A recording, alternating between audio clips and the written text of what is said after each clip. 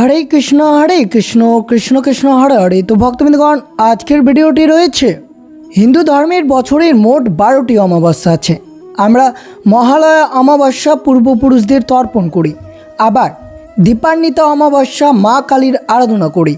किन्तु आपनारा कि जानेन এই 12টি अमाबस्यार मध्य श्रावण मासेर चितालगी बा चिउतो अमाबस्याके केन एत विशेष एवं सर्वश्रेष्ठ मने करा हय? केन बला हय এই একটি মাত্র अमाबस्या ঈশ্বর মানুষ এবং প্রকৃতি এই তিন শক্তির এক অপূর্ব মহামিলন ঘটে। আজ আমরা জানবো চিতালগী অমাবস্যা সেই শ্রেষ্ঠত্বের তিনটি সবচেয়ে বড় কারণ, যা শুনলে আপনার গায়ের লোম খাড়া হয়ে যাবে। ভিডিওটি একদম শেষ পর্যন্ত শ্রবণ করুন। 2026 সালের এই চিতালগী অমাবস্যা পালিত হয়েছে 26শে শ্রাবণ, ইংরেজি 11ই আগস্ট মঙ্গলবার রাত্রি 1টা 38 শুরু হবে এবং তা শেষ হবে 26শে শ্রাবণ বুধবার অর্থাৎ ইংরেজি 12ই আগস্ট রাত্রি 11টা 37 পর্যন্ত। উদয় তিথি অনুসারে এই চিতালগী অমাবস্যা ব্রতটি পালিত করতে হবে আপনাদেরকে 12ই আগস্ট বুধবার। এই দিন পুরীর জগন্নাথ মন্দিরে পড়তে পড়তে লুকিয়ে আছে হাজার রহস্য এবং প্রাচীন প্রথা, যার মধ্যে অন্যতম হলো শ্রাবণ মাসের অমাবস্যা তিথিতে পালিত হওয়া চিতালগী অমাবস্যা। নামটা শুনে অনেকের মনে প্রশ্ন জাগতে পারে, এই অমাবস্যার আসলে কি? তার আগে সব কিছু বিস্তারিতভাবে শ্রবণ করা হবে। প্রথমে আসি চিতালগী কথাটির অর্থ হচ্ছে উড়িয়া ভাষায় চিতা মানে হলো কপালের তিলক বা অলঙ্কার, আর লগী কথার অর্থ হচ্ছে পরানো বা ধারণ করা। অর্থাৎ এই বিশেষ অমাবস্যার দিনটিতে মহাপ্রভুর কপালে তার মূল্যবান রত্নখচিত চিতা বা অলঙ্কার পরানো হয়, তাকে বলা হয় চিতালগী অমাবস্যা। এটি শুধুমাত্র একটি ধর্মীয় আচার নয়, এর সাথে জড়িয়ে আছে দেবতাদের সাজসজ্জার এক অপূর্ব নিয়ম। সব কিছু আপনাদের সাথে বিস্তারিতভাবে আলোচনা করা হবে। এই চিতালগী অমাবস্যা কি, এই শুভ দিনে পরিবারের সুখ সমৃদ্ধি ভরে রাখতে কি কি করা উচিত, আর অবশ্যই শ্রবণ করবেন এই চিতালগী অমাবস্যার দিন কোন কোন খাবার ভুলেও গ্রহণ করা উচিত নয়। অর্থাৎ বিশেষ করে এই 5টি খাবার আপনারা কিছুতেই গ্রহণ করবেন না এই চিতালগী অমাবস্যার দিন। তো অবশ্যই ভিডিওটি আপনারা শুরু থেকে শেষ পর্যন্ত ভক্তি সহকারে শ্রবণ করবেন। আর চ্যানেলে নতুন হয়ে থাকলে দয়া করে চ্যানেলটিকে সাবস্ক্রাইব করবেন, লাইক করবেন, কমেন্টে ভক্তি ভালোবাসার শ্রদ্ধা দিয়ে জয় শ্রীকৃষ্ণের জয় লিখে দিতে ভুলবেন না এই শুভ দিনটিতে। অবশ্যই ভিডিওটি আপনারা শুরু থেকে শেষ পর্যন্ত ভক্তি সহকারে শ্রবণ করুন।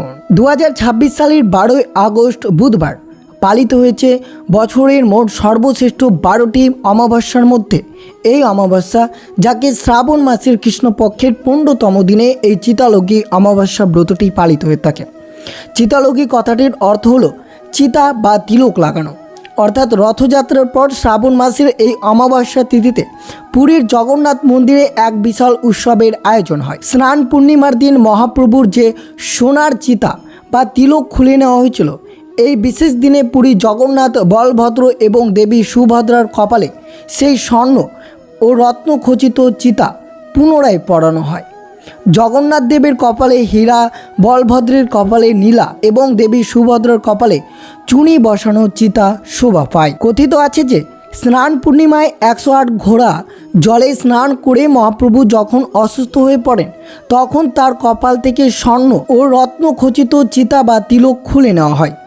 রথযাত্রার পর শ্রাবণ মাসের এই অমাবস্যা তিথিতে এই বিশেষ আয়োজনে সেই রত্ন আবার পরানো হয় প্রভুকে। এই দিন জগন্নাথ দেবের কপালে ঝলমল করে মূল্যবান হীরা, বলভদ্রের কপালে নীলা এবং দেবী সুভদ্রার কপালে পরানো হয় রক্তবর্ণের চুনি। কিন্তু আসল রহস্য শুধু মন্দিরের ভিতরেই আটকে নেই, এই পবিত্র অমাবস্যার সাথে জড়িয়ে আছে গ্রামের কৃষকদের এক অদ্ভুত প্রথা। এই দিন ঘরে ঘরে তৈরি হয় চিউতো পিঠা, মহাপ্রভুকে তো ভোগ দেওয়া হয়। কিন্তু জানেন কি, কৃষকরা এই পিঠার একটি অংশ ধান খেতে বা পুকুরের জলে ফেলে দেয় কেন?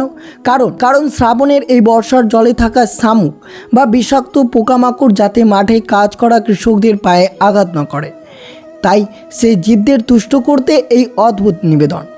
প্রকৃতির প্রতি ছোট জীবকেও কতটা সম্মান করে আমাদের সনাতন ধর্ম। মহাপ্রভুর এই অপূর্ব লীলা ও প্রকৃতির সাথে মানুষের এমন মেলবন্ধন আজও জড়িয়ে রয়েছে। অবশ্যই শ্রবণ করলেন এই চিতালগী অমাবস্যা শ্রাবণ মাসে কেন পালিত হয়, আর অবশ্যই এই চিতালগী অমাবস্যা শুধু মন্দিরের একটি প্রথা নয়, এটি গৃহস্থের সুখ, শান্তি এবং সমৃদ্ধি বৃদ্ধির একটি অত্যন্ত শুভ দিন।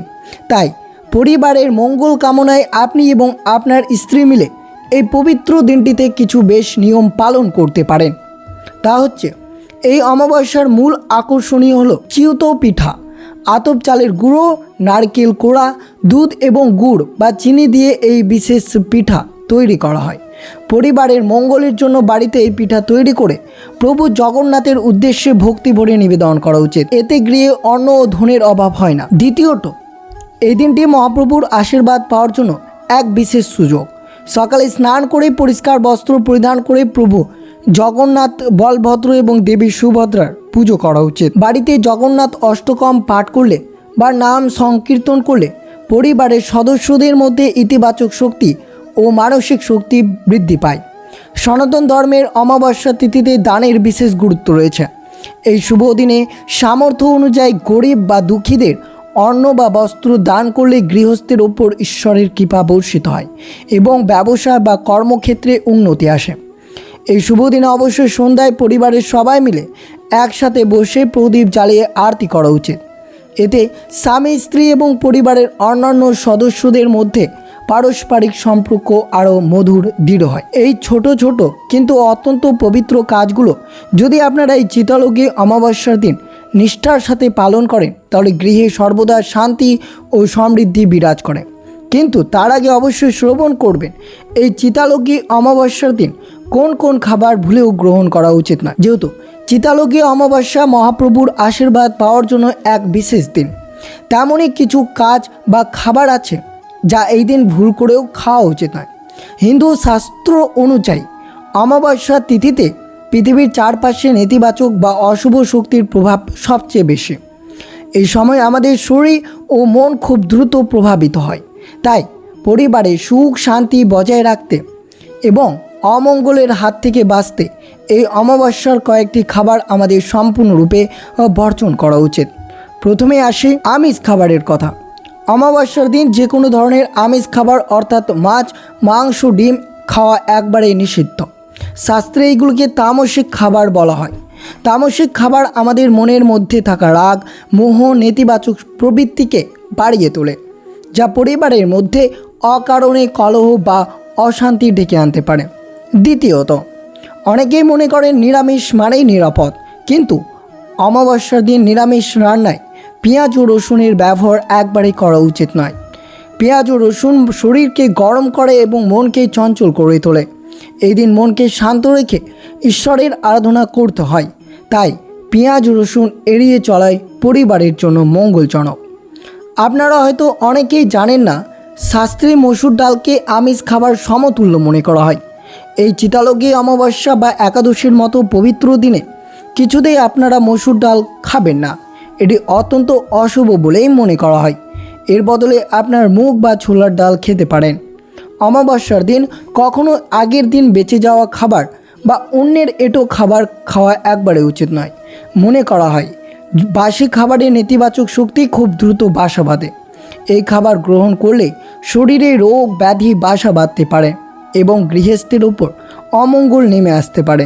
তাই বিশেষ করে এই চিতালগী অমাবস্যার দিন আপনারা কিছুতেই এই খাবারগুলো গ্রহণ করবেন না, যেই খাবারগুলো আপনাদের সাথে তুলে ধরা হলো।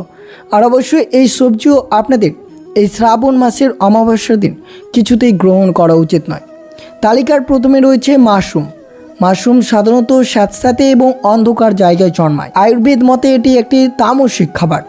অমাবস্যার দিন মাশরুম খেলে মানুষের মনে আলস্য, বিষণ্ণতা এবং নেতিবাচক চিন্তার সৃষ্টি করে, যা পরিবারের সুখ শান্তির পথে বড় বাধা দাঁড়াতে পারে।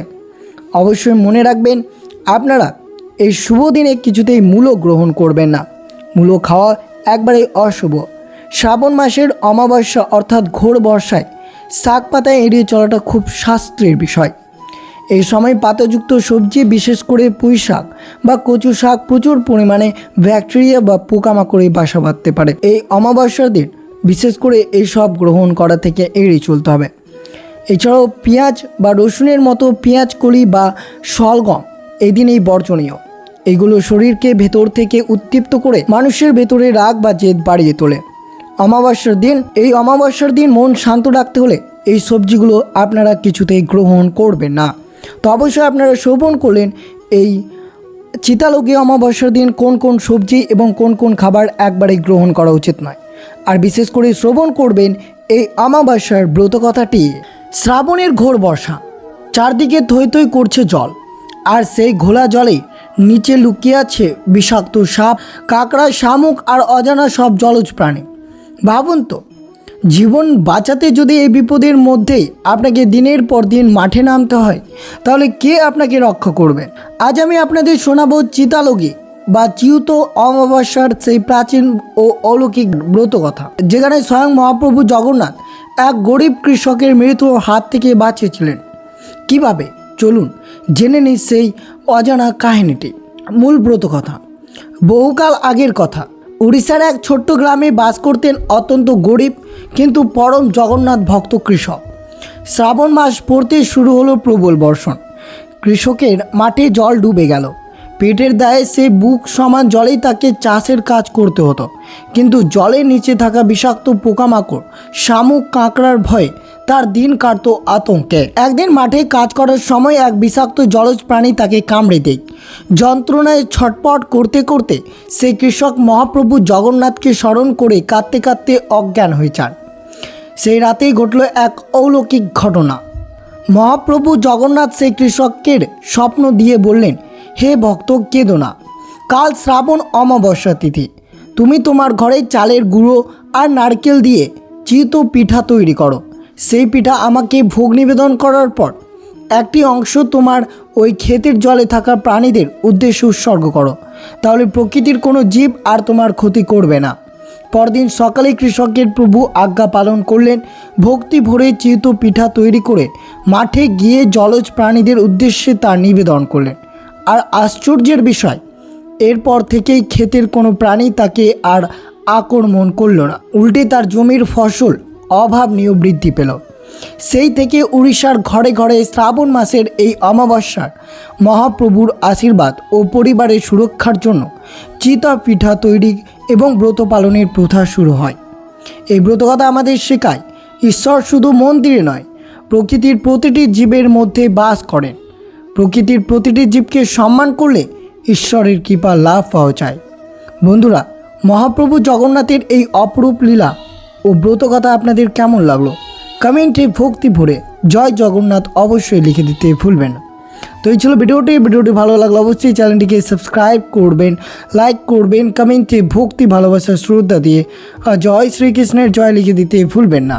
এবং ভিডিওটি আপনার আত্মীয় ভক্ত বা বন্ধুদের সাথে অবশ্যই শেয়ার করবেন। সুস্থ থাকবেন, সতর্ক থাকবেন। জয় শ্রীকৃষ্ণ। রাধে রাধে।